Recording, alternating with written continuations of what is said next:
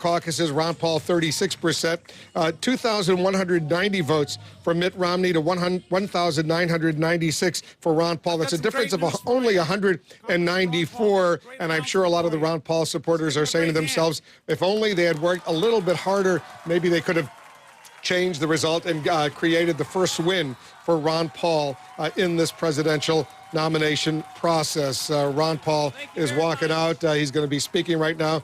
I hope they, whoever's holding up that Ron Paul sign, drops it so we can see Ron Paul. But let's listen into Ron Paul. Thank you.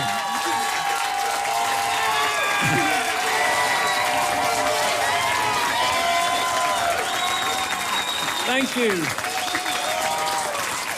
Just remember, the revolution is only beginning. We have a ways to go. But I do want to recognize the staff and all of you, all the volunteers, and all the work's been done. It's been fantastic. Thank you very much. It encourages me because it's an important issue. Thank you.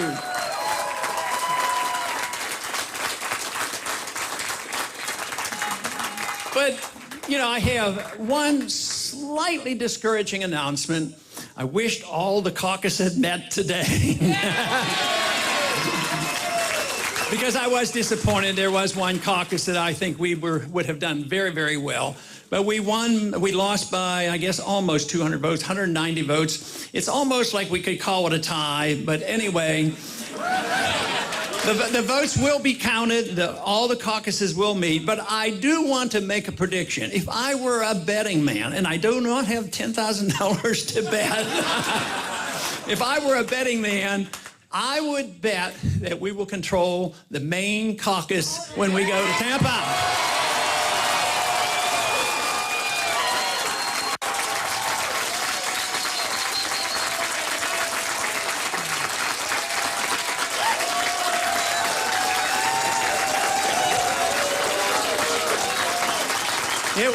It would have been great to win outright the straw vote, but it'll even be greater to win the delegate vote.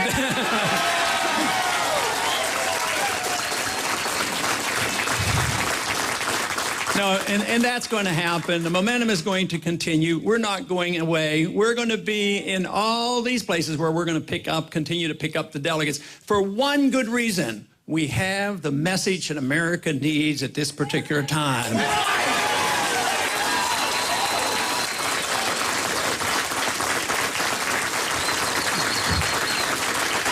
And the wonderful thing is the message is not complex. Everybody understands it. And the message is liberty. That is the message.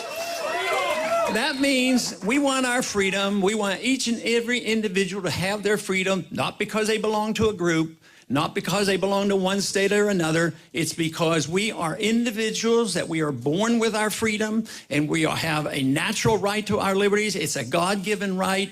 And it follows that if you have a right to your life, you have a right to your liberty to run your life as you choose in both a social and economic means. And if that is the case, the goal that we have is for all of us to be able to keep the fruits of our labor.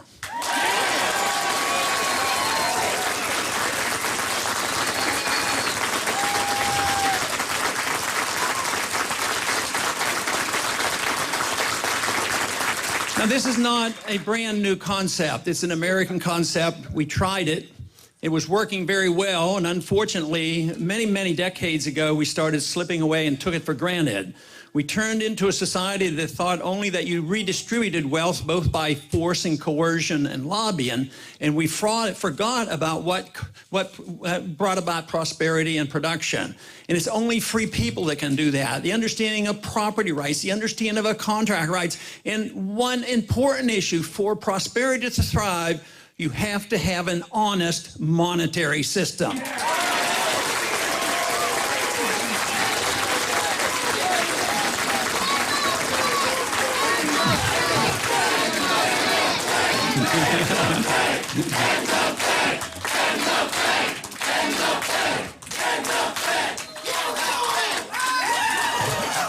And if we don't do it, they'll do it to themselves because it's non-viable. They cannot persist because the funny money system, the fiat system, the paper money system makes no sense whatsoever and is coming to an end.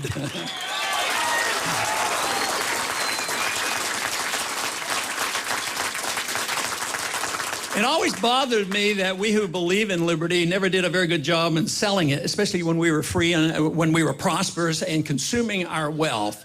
But we shouldn't ever lose this, because it is now that we have to grab the moral high ground. For too long, those who wanted to take your wealth and give it to somebody else, or get involved in your social life and tell you how to live, and also to get involved in other countries that we shouldn't be involved, that's coming to an end. The country is bankrupt, and the most important thing the American people do right now is admit the truth. We cannot deny the truth, and the truth is that we can't continue this way. We have to either go in a desperately wrong direction, as we have been, or we have to stop the nonsense, look to our traditions, and not go backwards and act as we did 200 years ago, but pick up on that, because freedom was never perfect. Freedom has been developed over many, many centuries. It's sad to me when I see some of the fundamentals that have been recognized at the time of the Magna Carta in 1215, that all of a sudden we're in this country now undermining some of those basic principles.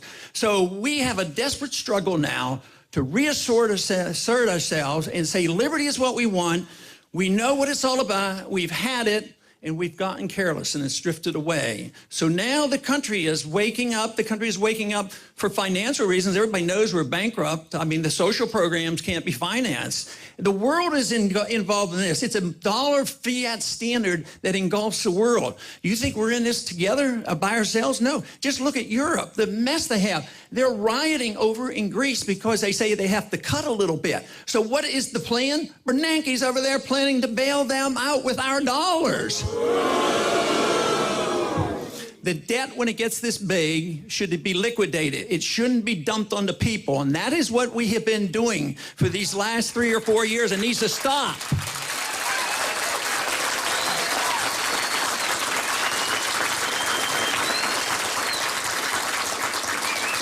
But we need to ask really a very basic question. What should the role of government be? That's the question the founders of this country and those who led the revolution asked. What should the role of government? And they didn't like the role the king had. The fortunate part about our revolution, it was one of the very, very rare times that a revolution, an overthrow of a government, actually delivered more freedom to the people than they had before the revolution. Look at the revolutions going on around the world today that we're very much involved in.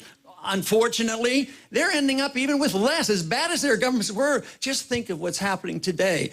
So we had more liberty, not less liberty, and we need to build on that and understand how important it is. But the role of government should be no more complicated than guaranteeing the right to your life and the right to your liberty. What does that mean? It means the government should be out of the economy. Oh, they say there's no regulations. Yes, you have the regulations of property rights. You have the regulations of market, the regulations of contracts, the regulations of sound money, the regulations of bankruptcy, the regulations of don't bail out anybody that comes to the government for bailouts. Those are regulations that are truly free market oriented.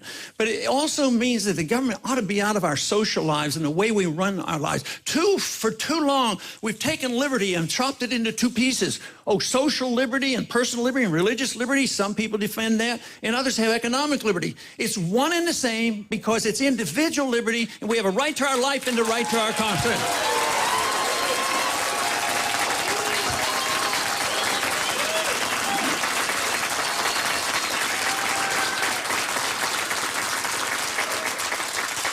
But if our goal is peace and prosperity, of course, we have to have the property rights, we have to have the sound money, we have to have limited government and restraints. But we also have to have a different foreign policy. We have a foreign policy that is deeply flawed, and it's the foreign policy that always brings great nations down, and nations that overextend themselves. Even in our history, recent history, what brought the Soviets down?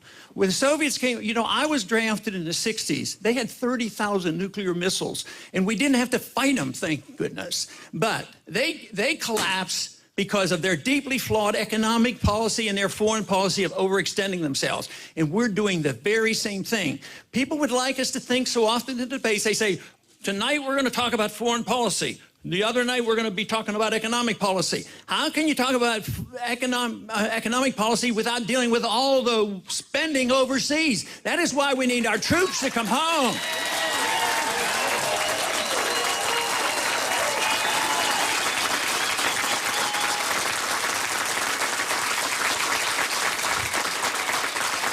We need a policy which is constitutional. The founders gave us good guidelines. They said, shouldn't go to war unless you declare it. We have a responsibility for a strong national defense. But today, our presidents don't come to the Congress and to the people and say, declare the war or not declare the war. They just go to war. Sometimes they consult. Sometimes they don't even consult with the Congress. But they're always overly willing to consult with NATO and take their marching orders from the UN. That's wrong. So therefore, a foreign policy of non-intervention, minding our own business, stay out of policing the world and stay out of nation building. That is the road to peace and prosperity. That is what we have to go for.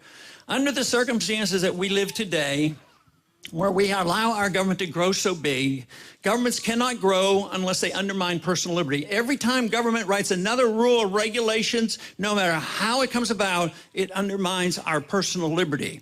But it does it in an even more sinister way, because when people get frightened either about foreign policy issues or they get frightened about economic issues, they think, I'm frightened, the government is supposed to take care of me, and I'm entitled to it, so I have a right to this. And they're so willing to give up their freedoms. And we were warned so clearly that you can't be safer by giving up your liberties. We never should have to give up our liberties in order to pretend that we might be a little safer.